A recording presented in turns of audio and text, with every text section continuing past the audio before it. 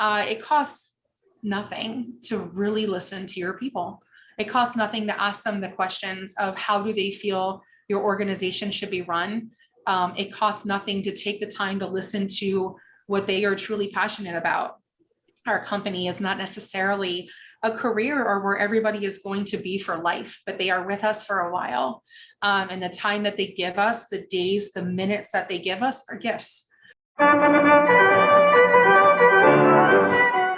Welcome to the Attraction Pros podcast, where we discuss the latest trends and challenges facing the attractions industry today. We chat with some of the top leaders in the field and provide resources that will help develop your career in this great industry.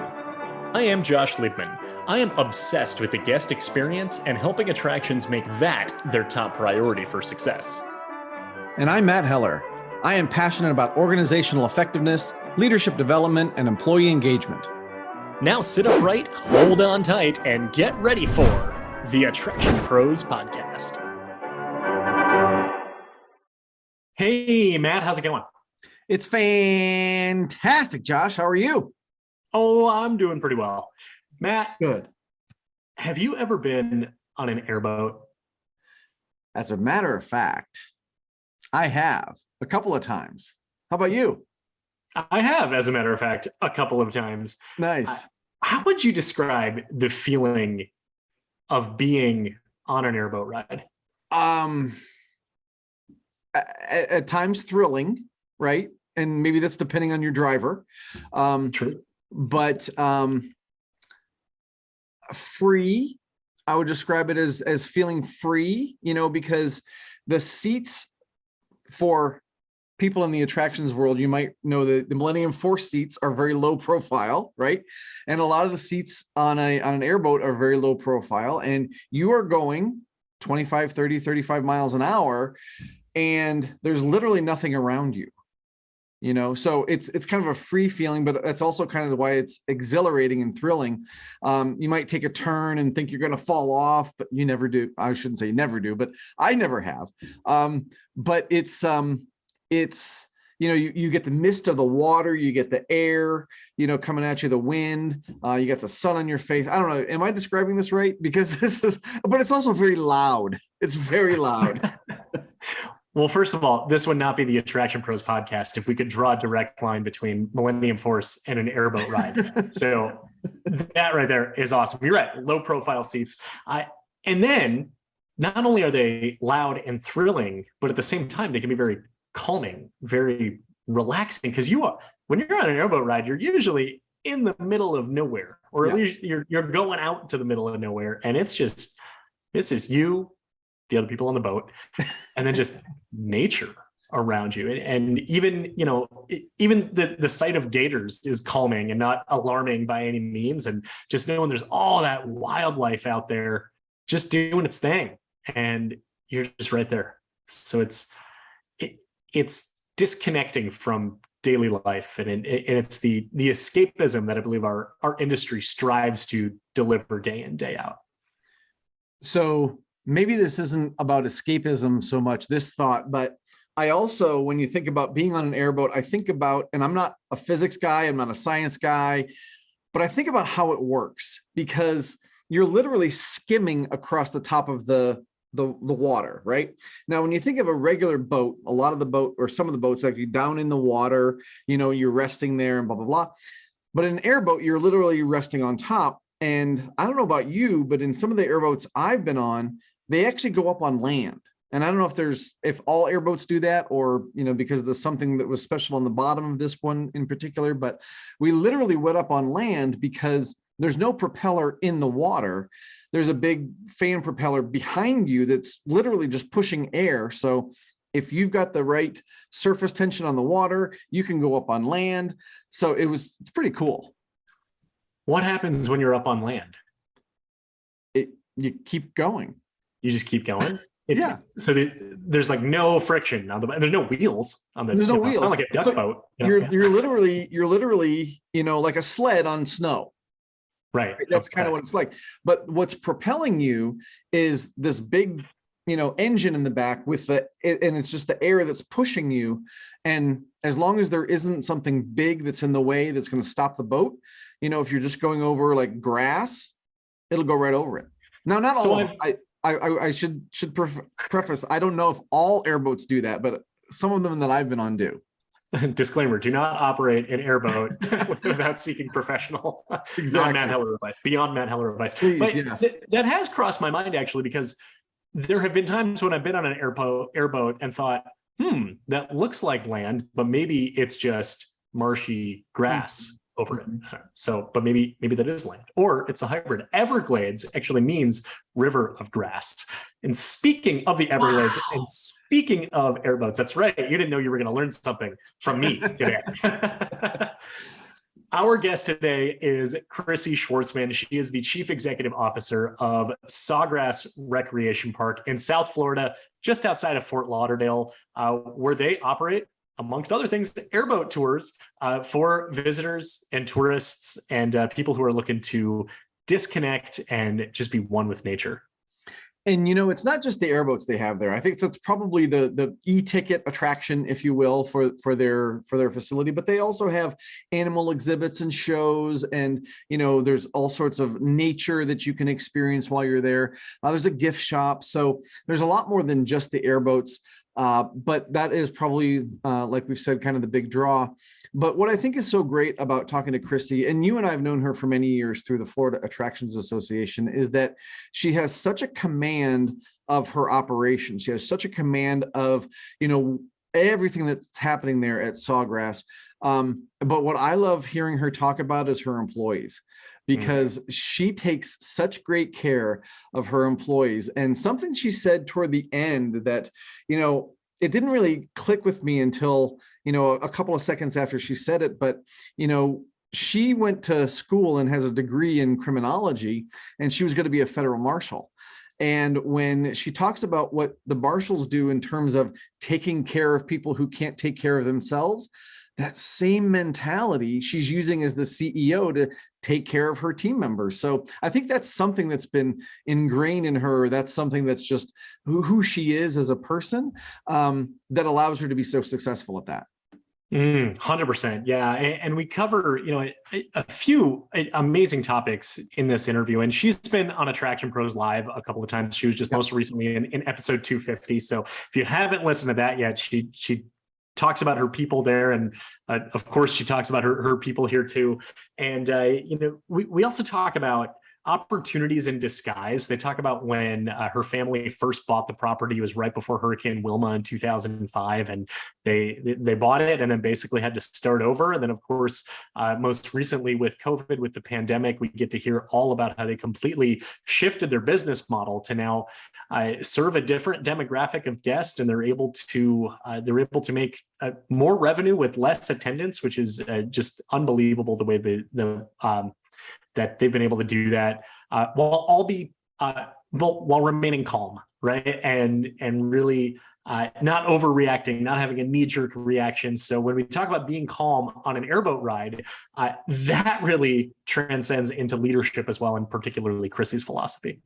So without further ado, should we fire up the airboat and start this interview? Let's do it. Hey, Chrissy, welcome to the Attraction Pros podcast. We are so excited to have you on today. How are you? I'm great. How are you? Doing fantastic. So Chrissy, to get this started here, can you give us just a quick intro? Tell us about yourself as well as Sawgrass Recreation Park. Yeah, of course I can. So I am the Chief Executive Officer at Sawgrass Recreation Park. We are located in the heart of South Florida in the Florida Everglades, pretty close to Fort Lauderdale. We operate airboat eco adventure tours. We have exhibits where we have rescued alligators and snakes and turtles and all manner of reptile. And then we have 17 acres in total. We also have john boats for fishing, camping, picnicking, a little bit of everything in our little corner down in the Everglades. It's a lot of fun, keeps us very busy, and no 2 days are alike. And Chrissy, this isn't something you just fell into. This is like, this is kind of a family business, isn't it? Yes, it is. I would say it's something I was suckered into. It's more like it. Yes, we previously, my dad worked in the airline industry before 9/11, and he was looking for new pursuits. The bank that he worked for had left that industry, and they were searching for a new business venture, and they were at a family party one night with some good friends that were looking to sell their airboat company and move on with their lives and retire. And he said, well, that sounds like fun. I think we could do that. And so we both started working there over the summer. I was still in college, and I kind of walked in the very first day, and I looked around and I looked at him and I said, what? I said, are you sure? Are you sure? You're really sure you want to do this? And he's like, yeah, I think it could be a great adventure. I just think this could be so much fun. And I said, okay, all right, let's do it. Sounds great. Let's jump in. And just about a month or two later, the park was wiped out by Hurricane Wilma. And then we bought it December just after that. So it actually was in need of a massive rebuilding, which was, we didn't realize at the time, but a perfect opportunity to pivot and kind of go in a very different direction and really build it in our vision. And it ended up being a gift. So I came on board, and then mom retired from teaching and she jumped in the mix. And then my husband was working there part-time between his sound engineering gigs. And then we suckered him in, and he ended up working with the Gators downstairs for about 10 years. And then my brother was the holdout. My brother was the last one to get in the clan. And I think we just gave him enough guilt trip that he finally jumped on board, and also left his sound engineering jobs and pursuits and came and joined the family business. So we were very lucky that we eventually got everybody over there. And there is currently 49 staff. And I think there is 10 of us who are related at the moment. So it's a pretty good group. Wow. We're lucky to have it. Wow, that's a great story. I don't think I knew that story of purchasing the property way back when. And then when you say Hurricane Wilma, if my memory is correct, I believe that was 2005. I was living in Fort Myers at the time, and it came from the Gulf Coast. I actually evacuated over to the East Coast, which was also came from the West, and they didn't expect it to be quite so powerful. They estimated it at a Category 1, but when it happened to come over the park, it spawned a tornado. And the tornado just caused significant damage in our little corner, very unfortunately. But it was, it is what it is. We've learned to look back at those moments and realize that those moments are just opportunities in disguise, as we like to call them. So it ended up being a good pivot point for our company and our future. When you talk about kind of whether it's Hurricane Wilma turning into a tornado back in 2005, or, we've heard you talk about what you've been able to do during the pandemic, that phrase you just said, that, these opportunities in disguise. Can you talk a little bit about kind of your mindset of whether it's, of kind of looking through challenges towards those opportunities and really finding what those opportunities are? Because in many cases, it might seem a little counterintuitive that most people might say, well, this is a hurricane. There's nothing good about it. This is a pandemic. There can't be anything good about it. Yet you've completely proven that the other way around. So I would love to hear just kind of your thought process and your mindset there. Yeah, sure. COVID was hands down our greatest challenge of our company's history since we've been there, in about 17 years. COVID was a chance for quiet and for calm and for reflection and a usual atmosphere where we never get any. We're always busy doing the thing. We're always busy doing the job, and day in and day out, and we're there focused on the operations. And I don't think that we had an opportunity before that moment to really step back and look at the company itself and ask, is this truly still the vision that we started with? And is this still the direction we want to go in? We were so focused on building it from the ground up in the beginning, acquiring new contracts, taking good care of our staff, rescuing animals, and then all the day-to-day things that kind of come up that we weren't expecting, that we really never stopped to ask, is it right? Is this a good feeling for us? Is this working for us? And just before we closed down for the pandemic, we started to have a sense that it was almost like a runaway train, and it was going in a direction that we were starting to feel a little uncomfortable with. And it felt a little overwhelming. It felt a little stressful for the staff. Being busy in our sold out days were not reassuring. They were just exhausting. And we started to get really concerned about that mental feeling. We don't want to create a PTSD in the workplace because this energy is too much. And because our sold out we were looking at 1,200 person days, 1,300 person days. Our park is not a very large space. It was shoulder to shoulder. And, we've been at attractions where we've been in those circumstances. And from a consumer standpoint, it's also not enjoyable. So if the business isn't loving it and we think our customers aren't loving it, it's a great time for us to pivot what we're doing. So our focus is so much more now on individual families and travelers. We've really stepped away from a volume model. It's given us a better opportunity to reevaluate what we need for infrastructure, and also a maximum number. There is a cap. We will not go past that. We have sold out days. We've been sold out. I think maybe 30% of July was sold out. And we probably could have handled another 300, 400, 500 people in those days, but not without the greatest sacrifice of our employees' energy and their strength and their mental status. So it's not worth it. We've kind of long since decided that we want to keep our ship a little smaller, and protect our crew and keep them from essentially ever having to feel like it felt before. And some of our seniors, we're like the guards there, and we tell them you'll never have to know what that was like. And you're never going to come in and have to know a day at work where all of our wait times are over an hour and everyone is hot and stressed and upset. And we're going to make sure that you never have to feel that again, because we're going to completely change this. And it's worked beautifully. Honestly, it's been our most profitable year. We're breaking records left and right. We've rebounded beautifully from COVID.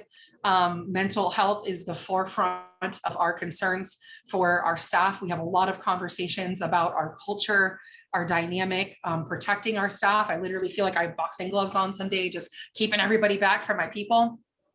And I feel like it's a bit of a renaissance at our park right now. And I feel like it's a new era, both from a physical standpoint as well as an operational standpoint, and especially from how we are approaching things mentally.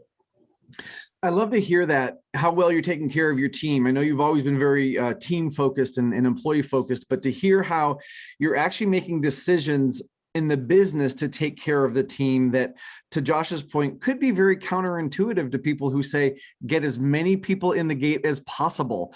And so that, I'm sure, took a lot of sort of intestinal fortitude to say, no, we're going to not book those 300 to 400 people extra, because we know in the long run it's really going to help our staff. So what were those conversations like with maybe some of the people that have been there for a while or that had that attitude? Yeah, it was I think there was a bit of a learning curve for everyone involved. We had a staff meeting probably back in February when they started hearing the term sold out, I think, for the first time since COVID. And I think some of our staff had some apprehension, but we explained to them, it isn't necessary. We are meeting our financial goals. It's not that we're just saying no to business, so we don't keep you guys busy and don't keep the money coming in the door. We're going to be, pivoting for packages and VIP product and different things on the shelf. And so we shared some graphs with them in terms of attendance versus revenues. And we were like, so we want this one to go down and we want this one to go up, so we were kind of explaining it to them. And honestly, this year is just the perfect example of seeing that negative on the attendance side, but the positive over on the revenue side, and explaining to them that it is not having the impact that it would seem on the surface. And by saying no to those 100 people, we didn't actually hurt ourselves. We just saved up their energy and kept them safe and protected them. We practice servant leadership. So a lot of what we do at our organization is reaching out to our staff and how can I support you? How can I lift you up? What do you need from me in this moment to succeed? And I think what some of our staff needed the most was 5 minutes, just 5 minutes. They need their proper break. They need a chance to use the restroom. They need a water. And they need to know that the person who's making all of those decisions and calling the shots in our organization is so much more focused on their need for water than another tour going out on the water. The next day of tours will not happen if that person is too physically exhausted, and nothing happens at our organization without every single person doing exactly all of their responsibilities, and they do it beautifully. So it's super important for us to make sure that we're protecting that model. So it did take a little bit of, I would say, frank conversations with the team to explain why this new model, and we're confident that it's going to work and it's going to be okay. I will say, going into the September slump as the CEO, I'm harboring some great concerns, and also in charge of marketing, I have a lot of, I would say, a lot of pressure on me to perform and make sure that all of those salaries that we've committed to, that fixed money every week that I've promised them so they can take care of their families, there's a great weight that I can still meet those demands. So the stress is on me at this time of year. I'm hoping they enjoy the time and relax and catch it, catch their breath. But I will say that from a management perspective, this becomes our greatest challenge, is these times when there is not an onslaught of walk-ins coming in the door and maintaining those perfect numbers. So we will see how we fare through the fall. I'm optimistic, but it will probably be a great challenge for trying this model out for the first time and experiencing one of our great lower and quieter times. So we shall see how that succeeds, and if I can still stand by my plans. So I'm actually curious if we'd be able to go deeper into kind of the adjusted business model and the products and packages. If we can get granular a little bit of being able to kind of justify attendance going down with revenue going up, and being able to better serve your guests and your staff. Yeah, sure. It actually started kind of after COVID. Our numbers were so low. They were so low. We had days with like 15 customers. And so every one of those 15 customers was just so essential. We were so grateful to have them. And we were just, bowing at their feet, like, welcome, hello. But upselling those customers and giving them the opportunity for a private tour or to upgrade to a package product where it would include a shirt or a water. Those were very little opportunities at the time, but for $1 of revenue or for 20 additional dollars or a sale in our food truck for our catering team that didn't have any orders coming in, it was essential. And so we actually built our reopening after COVID on all of the specialty products we had on our shelves, hoping that we would convert more sunrise private tours. We created 3 new packages that we put out that include the t-shirts and a beverage and our mining down in the exhibits. We launched a VIP exhibit guided tour where they can come in before hours and take a tour with our exhibit guides. That came out of a need for me to try to make sure that our exhibit team was being able to take home money that they needed to pay bills. So we created a VIP product just for them to be able to cater to the customers. And so what we did is just placed all of those things on the shelves and just saw what worked and what didn't work.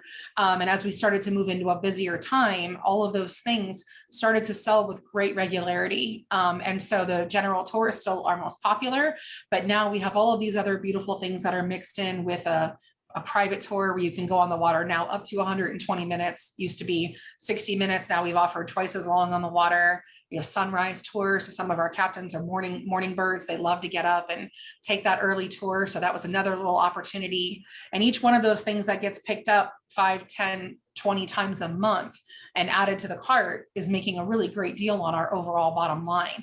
And so instead of the volume, which is, maybe 40% net rates or, really deep discounted on our main cost per person, we've changed that into one private tour equals what a bus of 30 people used to equal. Well, I would much rather host a family of just 4 and putting them on a tour with one of my naturalists who's going to take amazing care of them for an hour, answer all their questions. They're going to get to see some wildlife, go further out into the glades, as opposed to a bus of 30 people that are hurried through my organization. They're rushed. Not that I don't want them to come and enjoy the experience, but I don't know if their version of the experience is as quality as the other opportunity. So I think we had to start kind of weighing when one bus becomes 17 buses, we start to sacrifice that quality. And so I'd much rather do 3 private tours today than 3 buses. Yeah. And bus business is always going to be a cornerstone of what we do, but it is significantly less of one now. Also because I think some of the mentality of the bus companies that are in our area, and the way they treat their staff, the mentality about the customers, it no longer aligns with where we stand morally as a company. So we have kind of made a intentional choice to stop doing business with certain companies like that we feel kind of harbor that old Florida mentality, so to speak. Where they would, line up on the beaches and just take all their money from the customers, and I can get $5, I'll get $5 more from them for this. And that's no longer how we want our customers at the end of the line to be treated. So it's changing how we do business quite a bit. Yeah. And really holistic too, like to think about not just how they're being treated when they are with you, but also how they're being treated when they're transported to you, right? Yeah. Is a whole different piece of the puzzle.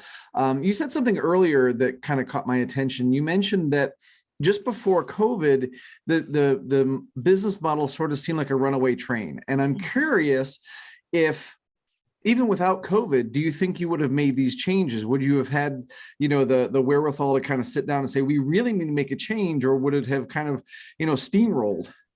Yeah, we had about 3 family meetings just before we were closing, in between December and February of that year, where we had sat down and started to say, next season really needs to look different. And we really need to start limiting the numbers. We need to start saying, no, thank you. We need to start capping what this looks like. And I had some difficult conversations with the company owners. I think they maybe got too comfortable and they were overstepping quite a bit on their push into our organization and our operations. And so they were being, I would say, not necessarily abusive of my staff, but they were being quite disrespectful to our team. And that started to become a pretty serious problem for me. And it was, maybe 8 months into me being on the operations side of things and seeing how that was going in that dynamic. And I was quite disappointed to see that treatment of our staff, and that needed a very serious change. I don't know if it would have pivoted as quick and as fast as it did without COVID. But I definitely think that was the new direction we were going to go in, but it would have taken us a lot longer to achieve the same ends and the same means. We would have made, I think, much more slight adjustments out of fear for going too sharply. And COVID just kind of gave us that choice where a volume model was not an option because of distancing and things like that. So it almost forced it upon us. And then when we started to embrace that, we started to see the positives and the opportunities. And I'm a born optimist, so we got to see the sunlight somewhere, right? And I think that's what we did. And I think that COVID made it all happen much more drastically. But I'm very grateful for it. It was probably the scariest time in our company history. I think at one point our payroll was $18,000 a week and we had 26,000 in the bank account. So it was quite terrifying from an owner perspective, because we take the care of our people so seriously, and me being able to continue to give them those paychecks was all I thought about all day, all night, and how we could achieve those means, and while taking care of small vendors in the area and going for more local and trying to buy local and helping everyone else who was suffering like we were. But we one thing at a time. But yeah, so to your point, Matt, we would have gotten there eventually, but not nearly as quickly as we did because of COVID. Yeah. So Chrissy, as you're talking about these changes here, you're talking a lot about, improving the guest experience of I'd rather serve that family of 4 versus the bus of 30. And at the same time, you're also talking about doing it in the interest of servant leadership and talking about prioritizing the mental health and minimizing exhaustion from your employees. And as you know, one of the things that Matt and I have been talking about a lot lately is about the intersection between guest and employee experience. As you know, you were part of episode 250, so you shared several thoughts there. But I'd love to hear, as far as making these types of decisions while having both of those in mind and really being able to balance both the guest experience and the employee experience and kind of seeing them as equal priorities. Yeah, that's a great point. And I think that's probably what most leadership would struggle with. I think if you ask them, is trying to walk that balance between keeping all the customers so very happy and making sure that that the organization can maintain its operational level, but at the same time making sure that your staff are genuinely happy in the work that they are doing and that they are given the tools to succeed. Something I did to try to work that out and figure that out was I was on the front lines a great deal, especially after COVID. And I was listening to all of the individual comments from the customers, positive and negative feedback anytime we would get it. But I was also listening very closely to what my staff was saying. And I was trying to listen to what they said in terms of feedback about, well, what if we did it like this? And maybe we should change it. And what if we made this kind of an approach differently? And I think that, especially we have some members of our organization that have been there as long as I have. My client manager and my bookkeeper in particular, Nicole and Summer, have been with us 17 years, almost as long as I've been there. So when it comes to the changes that we're making, we seek feedback from our staff to a great level. They have a lot of ideas and they've envisioned things differently in a way that I have not even had time to start considering. So that is something where we are always listening to them. Balancing both of those things, it's quite difficult. We want to make sure that we are allowing enough customers in the door to enjoy the experience, to check this item off their bucket list. But we also want to make sure that the equipment and the facility are not being overrun in a way where maintaining them is significantly more expensive, or that we have to have too large of a team in order to be able to accomplish that. So the other downside of having a greater volume is having to have a greater amount of staff to support that volume. And before we closed, I think we were at 55 or 56 staff, and every additional staff member adds a very large amount of weight to our responsibility and our work and what we need to do to take care of that person. So I think that was something else that we decided we had to stick with, is finding a very comfortable volume of people in order to sustain a very manageable number of customers at the same time, to keep both parties happy, if that makes sense. Yeah.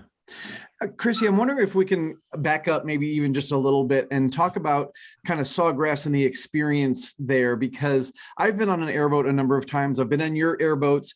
And, you know, for anybody living in Florida, specifically South Florida, everybody knows what an airboat is. But can you describe the experience of being on an airboat for somebody who has never even seen one or never been to Florida? Yeah, airboats or fan boats. Some people call them hydrofoils. We get all kinds of really fun names from around the world. The seats are all above the deck. The big fan is behind you.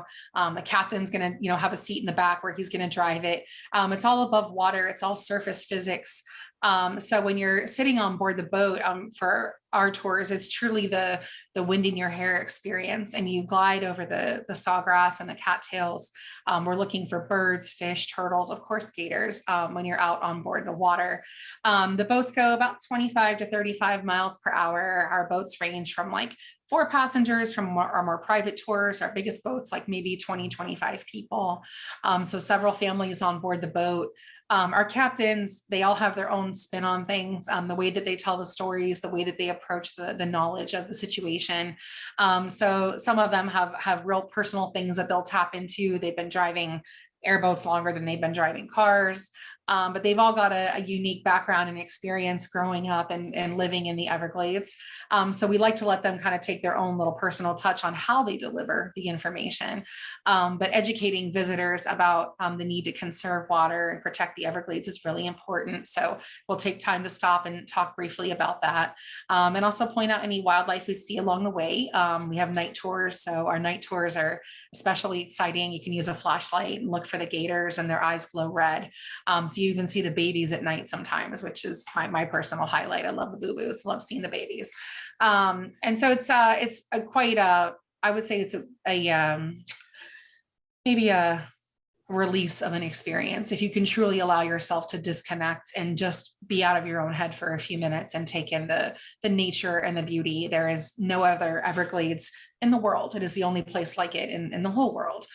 So to be out in the swamp, gliding over the grass and, letting the wind catch your face, it's a nice moment. It's a nice quiet moment. And I sometimes forget just how amazing it is. And every now and then Tim will drag me out on a boat for a few minutes, or we jump on a boat to go check on a giant fire that's nearby our park. And I always try to just give myself at least 1 minute to really take in just how very cool it is out there in the Everglades and just how special it is. And we forget, we're on the front lines doing the job every day, and we get to jump on that little tour and go out there and we say, wow, this really is so damn cool, isn't it? Like, what is happening out here? There's gators and there's fish in the water and birds diving.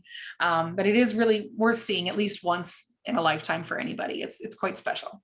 The way that you describe that and talking about just kind of the experience where you completely disconnect. I mean, when you get out on an airboat and you're out in the Everglades, there's nothing around you. You're not thinking of the big city. You're not even thinking of the beach, right? I would assume that there's no Wi-Fi and probably maybe minimal cell service out there. I'm just going to guess, but to say like it forces you to disconnect and be like 100%, present with nature, with yourself, and all of that. And even tying that into kind of all the conversation we've been talking about up to this of shifting the business model of saying, I imagine it's probably very important that when people arrive, when they park their car in the parking lot, that they're kind of already, I'd say, like going through that over the threshold almost of kind of like, okay, this is the relaxing environment. Yeah. Versus if you're waiting in line on those, extremely hot sold out days of saying, I'm gonna be stressed while I wait to relax. So it all, I would say, like really ties together of kind of justifying the adjustment of the business model. So no, like what we're selling is relaxation and de-stress and and not the other way, right? Yeah. And we have COVID to thank for reintroducing people to the outdoors. People had, I think, not necessarily forgotten about nature and wild and everything, but everyone was immediately seeking outdoor, open air activities where they could distance. And so we were so very lucky that our company fit into that column beautifully. And people came back out and started renting John boats again to go take their kids fishing, just them on a boat out trying to catch fish. What a perfect opportunity to distance. And so I think even long after COVID, and now that we're all still in that recovery phase, people are still seeking those opportunities. And I think that really got people reconnected with, if you can go visit the Grand Canyon, you can walk for an hour and not see, another person on certain trails. And that's what everybody was seeking during that time. And I think nature kind of got to take the spotlight during COVID, and nature got to show off a little bit and say, look at all these great ways you can not sit in your house for 45 minutes and come and appreciate me for a while. And we were so grateful for that. I feel like sometimes technology is a really hard thing to compete with. The instant gratification and the pleasure that a Netflix brings is kind of hard. And those are, if we're being honest, our real competition in the attraction world is those things that keep people very fulfilled on a daily basis that have nothing to do with what we are. And so the theme parks and the zoos and the aquariums and the museums, that's all we ask is a couple hours of your time and let us show you something a little bit greater and let us introduce you to a fun time and help you make some memories. And then you can go back to Netflix and go back to your, episodes of Stranger Things. But in the meantime, I think COVID, what a perfect door it opened to remind people just how valuable that time in the sun, in the fresh air was. And I think it put a great focus on why we need to really protect and preserve those resources as well. We're loving all the attention to the conservation of the Florida Everglades and a lot of different natural resources. And we hope that keeps up. We hope that's maybe a habit we don't lose after all of this. Absolutely. And one of the things I love about visiting a place like Sawgrass or any place that's got live animals, a live animal collection, or that they're really emphasizing nature and conservation is because, yes, you can distance from other people, but the bond you create with nature, I think, is really powerful. And maybe that's just me and, other people who really enjoy nature. But I feel different when I'm in those environments, and, you talked about being on the airboat. And one thing that I wanted to kind of point out that was kind of surreal the first time I ever experienced it was that, on most airboats, you get the big earmuffs, right? Because the motors are loud, right?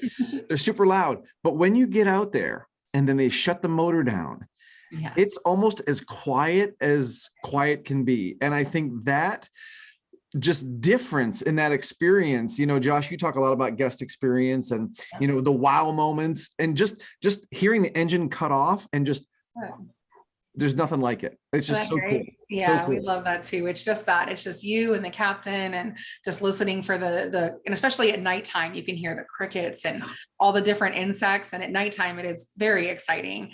But you're right. There's nothing that can quite replace that experience. I think our world gets quite noisy sometimes. And that quiet is pretty awesome. And that's what I look forward to when I get to jump on a boat for a few minutes. Yeah. Yeah. I've got to imagine that at night when you're out there and once you cut out the engine and it's silent, it's dark, probably think there's nothing around you, but at the same time, there's a lot around you too as well. So maybe a little creepy. A lot more than you think hanging around. Keeping that in mind. And then you start to see the red eyes glow, That's quite a few of them out there. I've also been on a tour. It was during the day, but I do remember, I think I counted 6 alligators on it. I was with my wife, fiance at the time. It was just shortly after we got engaged, and we were just kind of celebrating in South Florida, and we were able to. I know we were on a boat. It was just us, so it was a private ride, and I think it was shortly after The Bachelor was filming an episode. Oh yeah. at Sawgrass, and I was told we Yeah. were on the same boat, had the same captain. Yeah. What Yeah. was that like? Yeah. So all of our productions are actually a lot of fun to work with. They really keep things fresh and lively. I had to unfortunately admit to the producer of the show that I did not watch the show. It's never anything I lie about, because then the next thing out of their mouth is, well, so you know when this happens in every episode? And I'm like, I do not. I don't watch The Bachelor. But please tell me all about the show. There's a rose, I think. I don't know. So I think the funnest thing is to see what happens in the background of the reality, so to speak, is all those behind the scenes moments when they're there filming and kind of watching them make these moments happen. We've had Tyler Florence. Matt Damon wasn't filming, but he came by with his family. The Bachelor was very, very interesting, although girls were in like heels and it's just not a good heels environment. I think we had Wild Things 2 filmed out there. And some of our favorite was we had Jacques Cousteau's son, Philippe Cousteau, had come out and done some filming out there, which was very exciting. Jeff Corwin filmed an episode of Ocean's Mysteries, and it was really nice hanging out with Jeff for the day. Amazing work that he does for conservation and education. And then we also filmed with Michael Winslow and Steve Gutenberg and Lavu Lantula 2, which is more lava, more lantula, and they're fire-breathing tarantulas. And in that episode, they come and they explode our exhibits, and Tim was an extra, and Tim gets blown up on stage in the middle of a gator show. And we had to teach Steve Gutenberg how to drive an airboat, and he's driving out there in the glades. It's pretty wild. And those moments are just so much fun. I grew up in the 80s, and those actors were really great on TV, and just kind of hanging out with them behind the scenes was pretty nice to meet them. And they're just pretty authentic people, but super fun to get to teach them how to do airboats and things like that. And we've had a few other productions that we don't really talk about so much, that were a little more risque, that we could not heavily publicize, but needed a very private place to do some filming. It had to be one of Hugh Hefner's companies. So we had to do some work with them as well. And I thought all my airboat captains would volunteer for that production in a heartbeat, but they all jumped ship like crazy because they were worried what their wives would think. So I had to force my husband on board the boat to go handle the naked airboat racing. So, poor guy. Yeah. But we've really worked with so many. We've worked with Telemundo, and we usually do between 12 and 24 productions a year.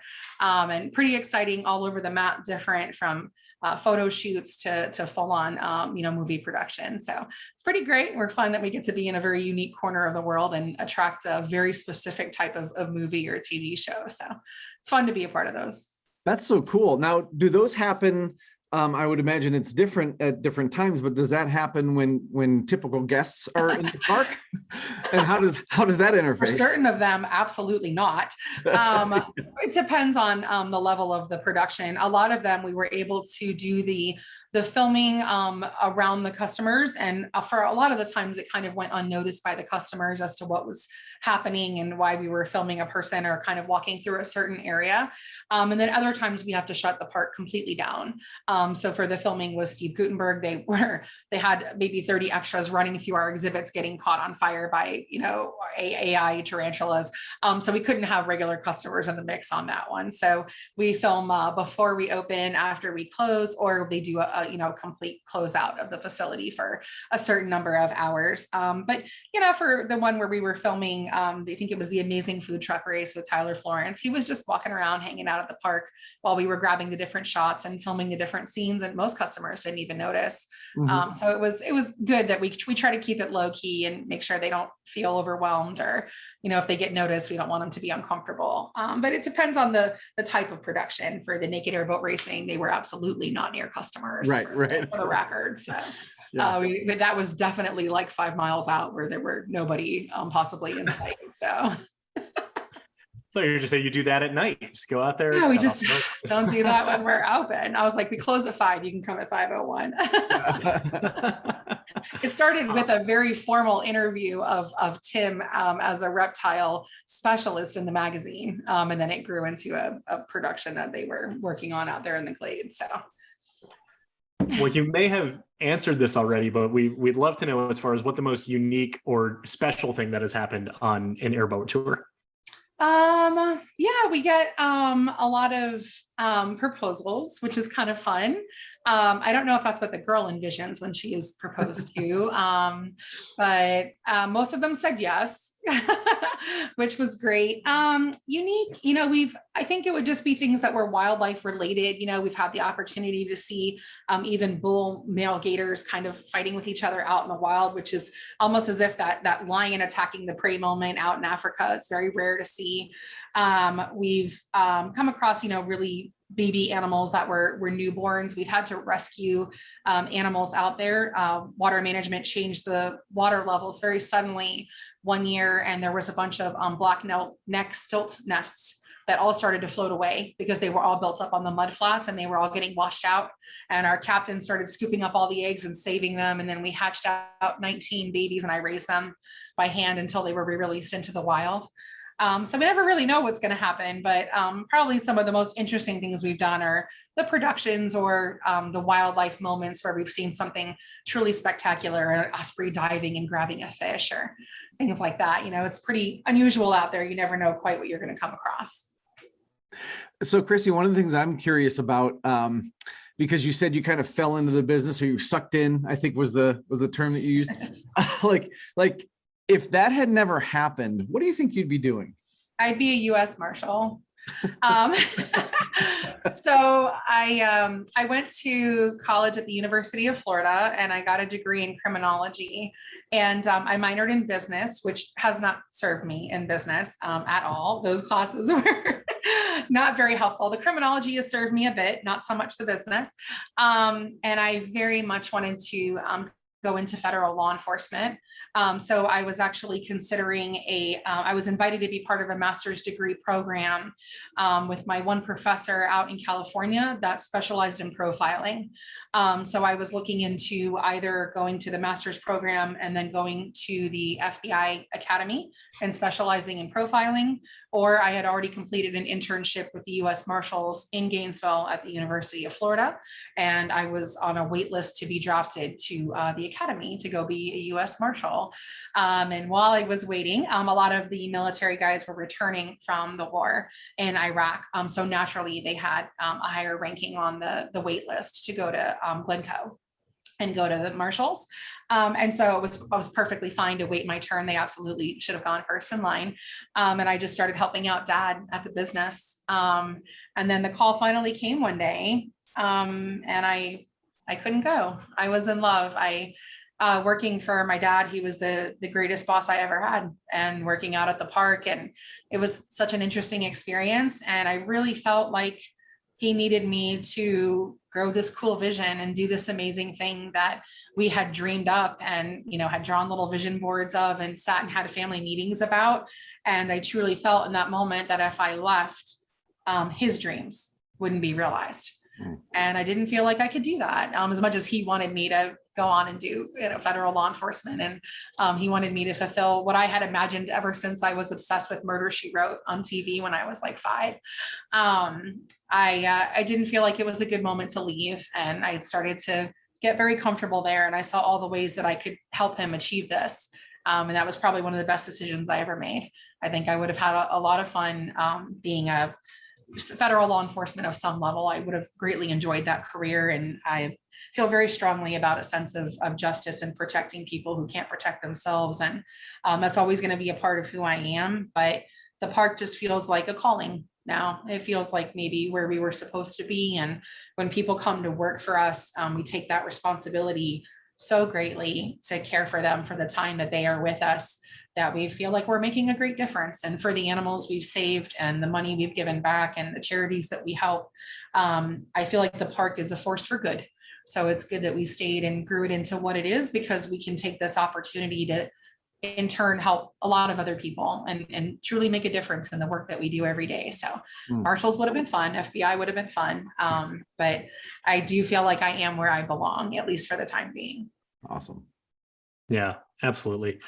So Chrissy, we still have a few minutes left. We're starting to wind down here, but curious as far as kind of everything we've been talking about over the last, 40 minutes or so, as far as uh, words of wisdom or kind of final thoughts, for our audience, for those who maybe, have been looking to pivot since the beginning of the pandemic, who want to implement more of a servant leadership style, who want to maybe adjust their business model and be able to, I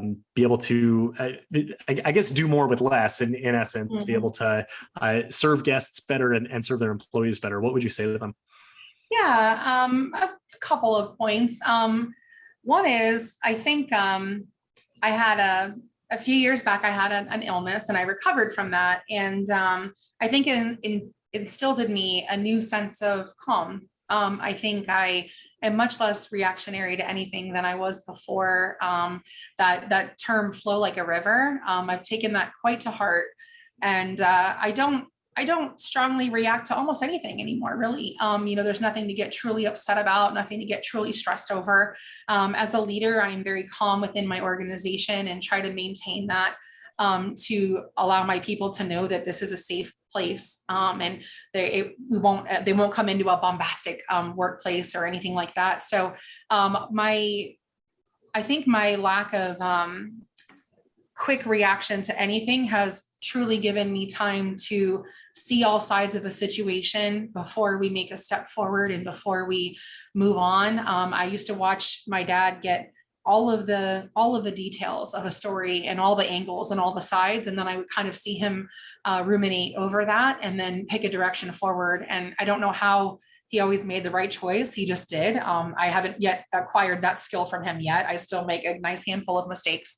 That I would say one thing is being very, very calm in how you deal with even things that seem like an emergency, even things that seem tragic like COVID. I've quite learned that the outcome will probably always be okay. And it's all right to just go with it and not be so scared and not be so worried when things seem even tragic at times. It's okay. There's nothing really to be that worried about. And I think it'll be a nice place of assurance for your staff that they can feel safe in how you will treat the organization and how you will run it from a day to day. Every day will not feel wildly different to them. You can be that safe place for them, and you can let them know that the company will be that safe place for them. And the other thing that I would say is servant leadership. It costs nothing to really listen to your people. It costs nothing to ask them the questions of how do they feel your organization should be run. It costs nothing to take the time to listen to what they are truly passionate about. Our company is not necessarily a career or where everybody is going to be for life, but they are with us for a while. And the time that they give us, the days, the minutes that they give us are gifts. So the very gift that I can give them back is making sure that they feel truly heard in the organization. I don't need to just dictate to them all the time. The best thing I can do as a leader is to truly listen to what it is that they have to tell me. I have to really listen to my customers and all the things that they are telling me, because they are the ones experiencing what we are putting out into the world. And if we're missing something, then that's our opportunity to do better. And that's our moment to improve. But I would say that the greatest lessons that we've learned out of servant leadership is all of our people. And we always knew, but all of our staff are so highly capable, beautiful, masterful individuals. And any responsibility that we instow on them, they can do with great success. You have to believe in them. You have to give them the freedom. You have to give them the room. And then you have to step back and not hover and let them fly and let them flourish. Our team is phenomenal. Nothing happens in our world without our team. And so I think if companies are not already doing this is something they should seriously look into, not only from a psychological perspective, but from an operational perspective. I hear a lot of individuals say, my company doesn't hear me, they won't listen to me, they talk over me, I'm scared that I might lose my job, I'm scared that they might get rid of me. I don't know how anyone can thrive in that kind of an environment if they feel, stepped on or put into a little box or muted. So those are the two things that we feel are the cornerstone of what we do as a company. Say we have a very hippie vibe, we have a very laid back vibe at our place, very chill. We work hard to cultivate individuals that fit very well within that model and can sustain that model. And as hard as it is to find staff right now, we do look very carefully for people who can work alongside that kind of laissez-faire, easygoing, take a deep breath, we're not going to be in a hurry kind of a mentality. So hopefully we can sustain that into the future and protect more people and bring them in to be part of our organization and keep them safe and love them. Well, I think if any manager, owner, leader is listening to this podcast right now or watching it, rewind that last couple of minutes that Chrissy just mentioned and keep listening to it on a loop, because I think that's kind of a masterclass on just taking care of your team, understanding who they are. You mentioned the staffing challenges that people are having right now. Part of it is, yes, finding staff, but it's also keeping staff, and you have to listen to people. I'm really right on board with that. So that's wonderful. So again, rewind that and keep listening to that. Chrissy, this has been a fantastic conversation. We knew it would be, of course. So if people want to learn more about you, if they wanted to get in touch with you, they want to learn more about Sawgrass, where would you send them? Yep. So they could go to our website, evergladestours.com or sawgrassrecreationpark.com. They can also, of course, find us on Facebook, Instagram. We do have a couple of TikToks out there, getting fresh in the TikTok world, and a lot of other social media channels. So you can find us just about anywhere, YouTube, you name it. Excellent. Well, Chrissy, just like Matt said, this has just been a fantastic conversation. Really appreciated the opportunity to chat with you today. And for everyone out there who is watching and listening, just remember, we are all attraction pros. Thanks for listening to the Attraction Pros podcast. Make sure to subscribe so you can tune in when new episodes release. And even better, please leave us a review on iTunes. For more information, visit attractionpros.com.